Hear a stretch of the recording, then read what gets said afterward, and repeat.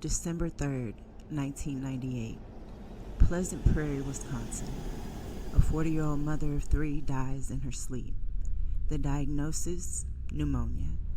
The grieving husband, devastated, helpful, too helpful. He writes poetry about his loss. He starts a blog to process his grief.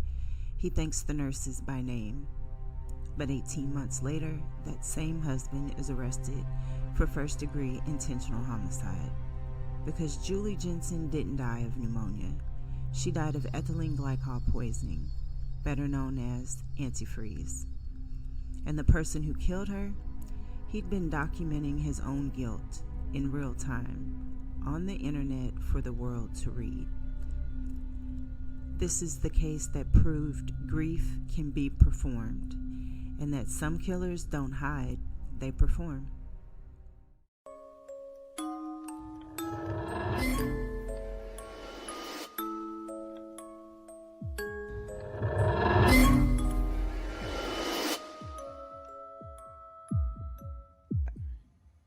Happens when a mother and daughter sit down with a cup of coffee and start talking about crime.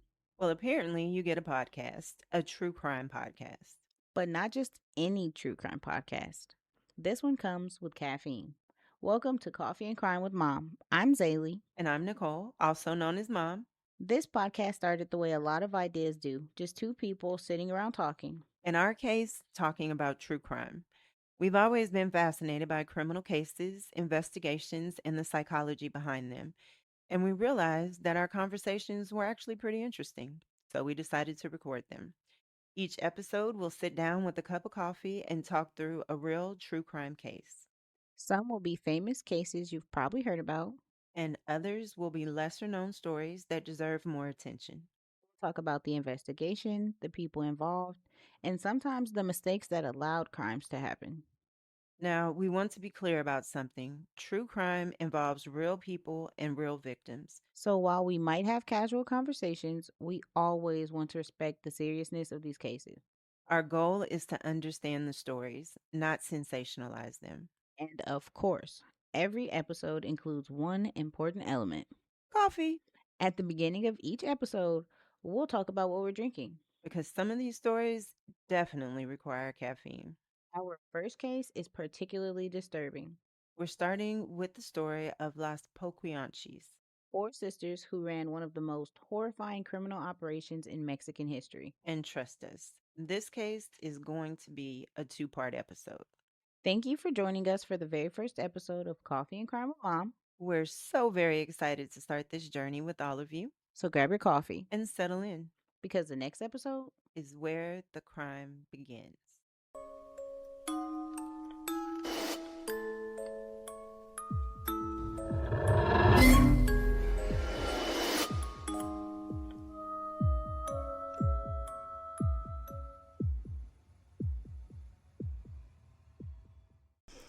Okay, so today I am recording kind of late, so I'm just having like a sweet coffee, we used to call it.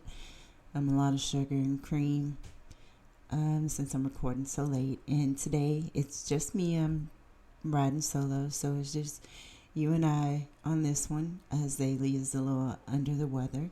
So I gave her the day off. I told her, I put on my mom hat and told her she needed to go to bed.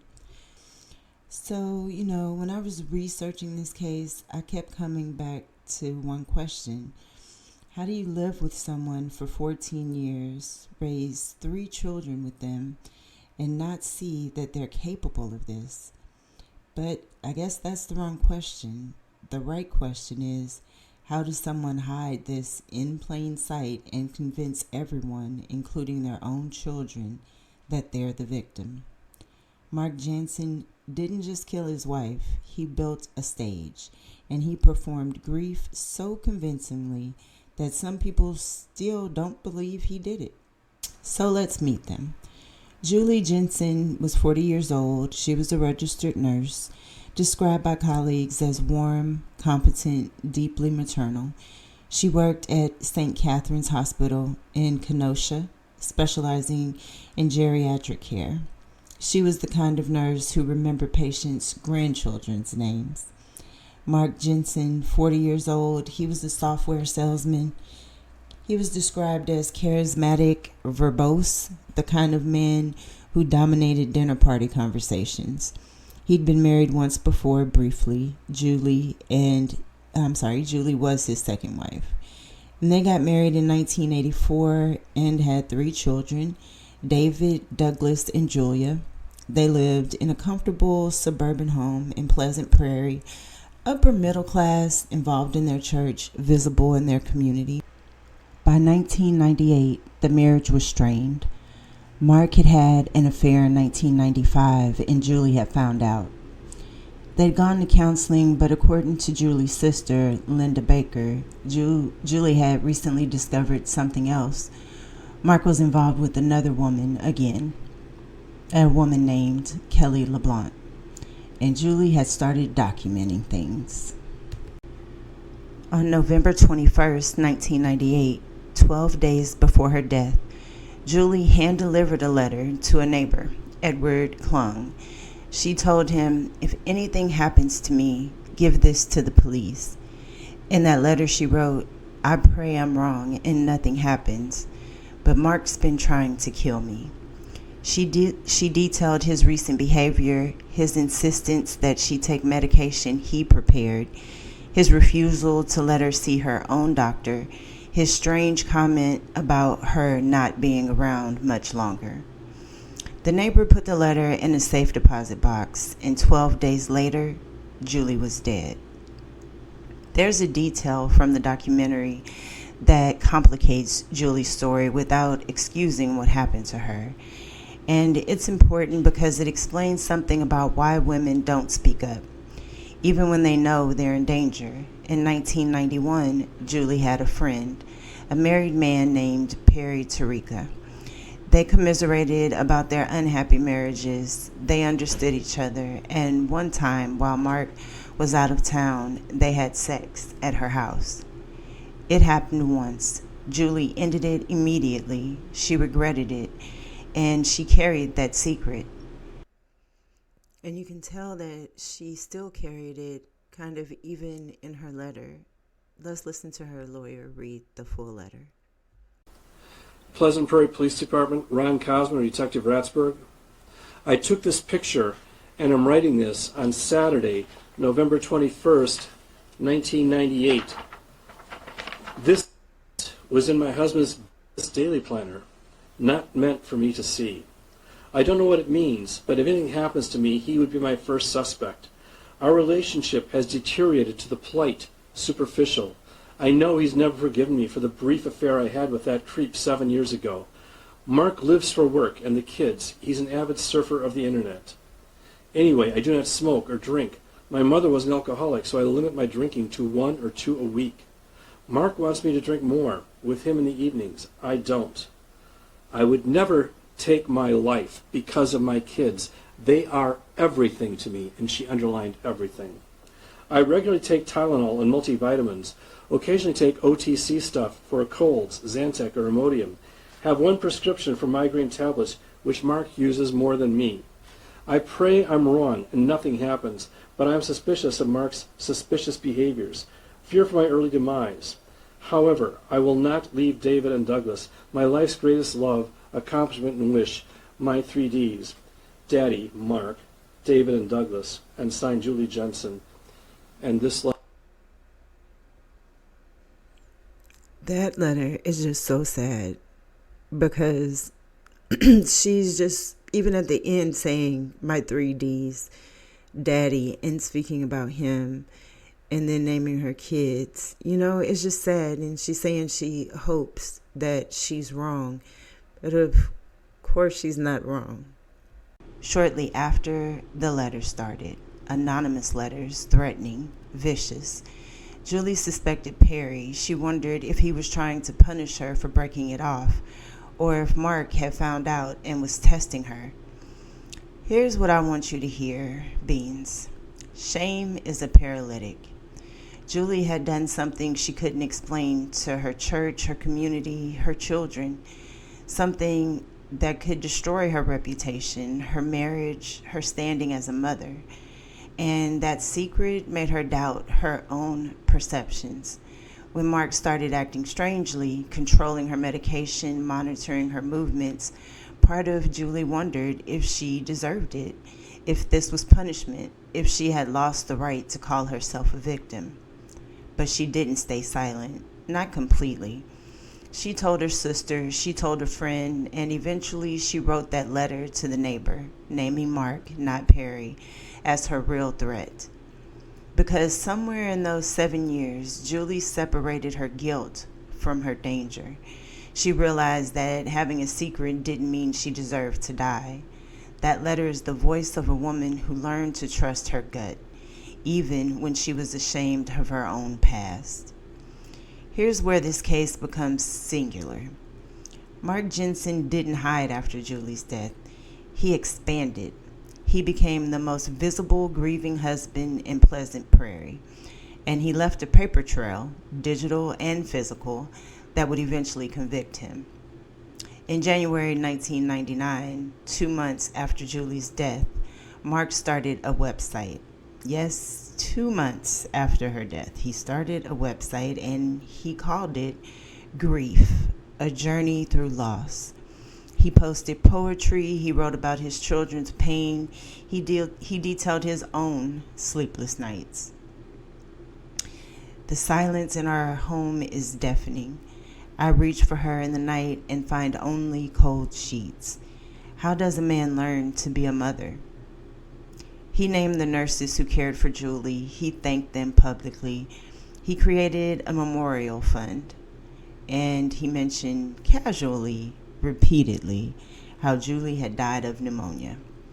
But where I just want to stop for a second and point out that this is so often the downfall for these type of people, is that they can't, after they do something horrible, allegedly, they can't just let it be and see how things go. They have to make a big show of grief. And though we can't judge people's grief, and, we'll see why I kind of feel how I feel about it, but I think we can kind of take a look at it and see how similar the reactions to these things are across the board for these types of people or killers. But here's what he didn't know. While he was writing about his grief, the toxicology report was pending. And when it came back in February 1999, it showed ethylene glycol in Julie's system, the chemical found in antifreeze.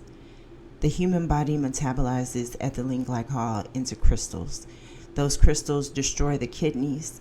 The victim appears to have flu-like symptoms, then pneumonia-like symptoms, then dies, often with doctors none the wiser. But Julie's doctor, Susan L., had noticed something. Julie's symptoms didn't match pneumonia. Her breathing was wrong.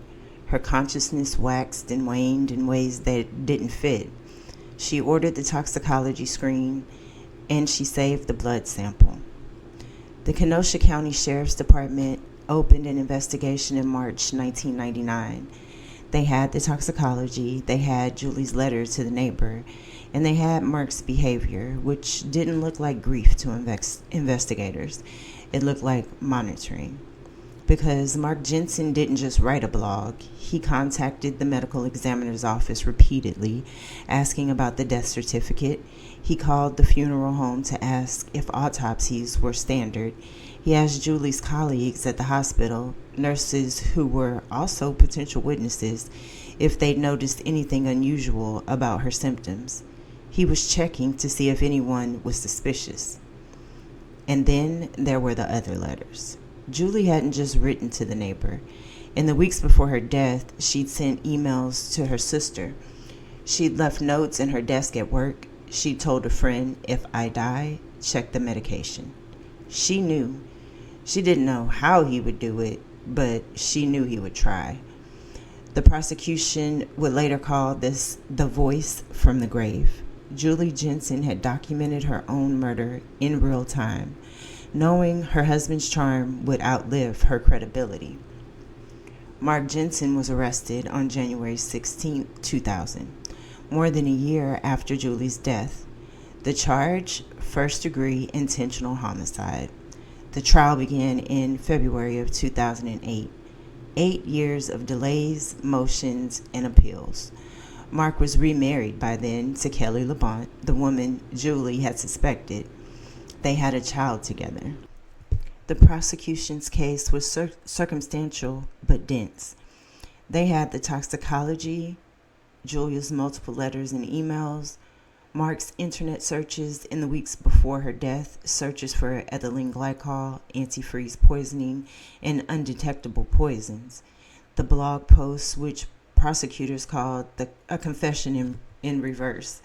His need to control the narrative revealing his guilt. Testimony from his first wife, who described similar behaviors, controlling, obsessive, paranoid, during their brief marriage.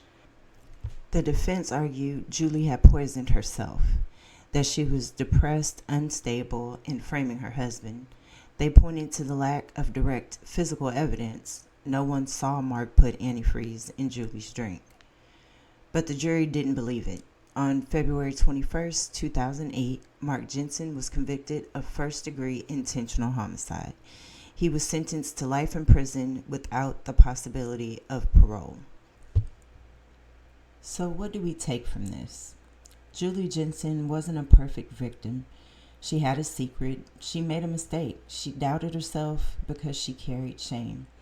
And that's exactly why her story matters. Too often we think abuse victims need to be flawless to be believed. We think their past must be spotless, their judgment impeccable, their documentation beyond question. But Julie shows us something else. You can be complicated, regretful, partially complicit in your own unhappiness, and still be murdered by someone who promised to love you. Mark Jensen didn't kill Julie because she had an affair in 1991. He killed her because she was starting to see him clearly. The letters, the medication control, the monitoring, those were the behaviors of a man losing his grip on a woman who was waking up. Dr. Katherine Ramsland, the forensic psychologist who consulted on this case, noted that Jensen's blog wasn't just alibi building. It was identity construction. He needed to be seen as the grieving widower, the devoted father, the man wronged by tragedy. He never wrote about Julie's fear, never mentioned her letter to the neighbor, never asked why his healthy wife had died of pneumonia so suddenly. He wrote about his own pain, his own journey, his own nobility in suffering. Real grief is messy, private, often ugly. It doesn't need an audience. It needs time. Performative grief needs witnesses. Julie Jensen's children were 8, 10, and 13 when their mother died. They testified at the trial against their father. They believed Julie's letter. They remembered her fear. David, the eldest, told the court, she said, "If something happens to me, tell them your dad did it." Oh my goodness, that's so horrible. To have to say that to your child, or as a child to have to hear that from your mother. They spent their adult lives without either parent. Mark Jensen is still in prison, still maintaining his innocence. He appealed to Wisconsin Supreme Court in 2011. It was denied. He appealed to the U.S. Supreme Court in 2013. That was also denied. Julie's letter to Edward Klug is now in Kenosha County case files. You can read it. Her handwriting, her fear, her knowing. If you're carrying a secret that makes you doubt your own danger, if you're thinking, but if I did something wrong too, if you're afraid that speaking up will expose you, Julie Jensen is speaking to you. She had a secret. She made a mistake, and she still deserved to live. She still deserved to be believed, and in the end, she chose her children's safety over her own shame. And I do want to personally make sure that that point is made. If you feel like you're in danger, don't ignore it. Don't let shame keep you from telling your truth, from speaking out, from finding shelter, whatever those steps look like. Don't let your shame keep you from that. We all make mistakes. All you can do is learn from them and move forward and try not to make the same mistakes. And in this case, this poor woman, she was racked with guilt. She made a mistake. It was not great, but she didn't deserve this. She didn't deserve to be abused and mistreated and poisoned and then made to look like she made a decision that she didn't make for herself. That is what's so unfair and what makes this man so despicable and disgusting, and that he would do this when they have children together, how he could kill his children's mother, how he could kill someone that he claimed to love and live with and slept beside and lived his life with. He can make those choices instead of walking away if he didn't want to be with her anymore. I will never understand it. This, for right now at least, it is still legal to get a divorce. Way more legal than it is to kill your wife or your husband or anyone. It's just ridiculous. But for those that may feel that they need it, the National Domestic Violence Hotline is 1-800-799-SAFE. You can call, text, or chat online. They believe you, even if no one else does. Stay safe, beans. Keep your coffee strong, and I'll see you next week with Zaylee back where she belongs. I need her here. This is weird by myself. But one more thing.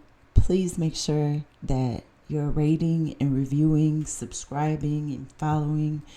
That really, really helps us more than you could ever know. It gets our show seen, so we can get more listeners. We want to be here for a long time, so we really appreciate your support. And have a great week.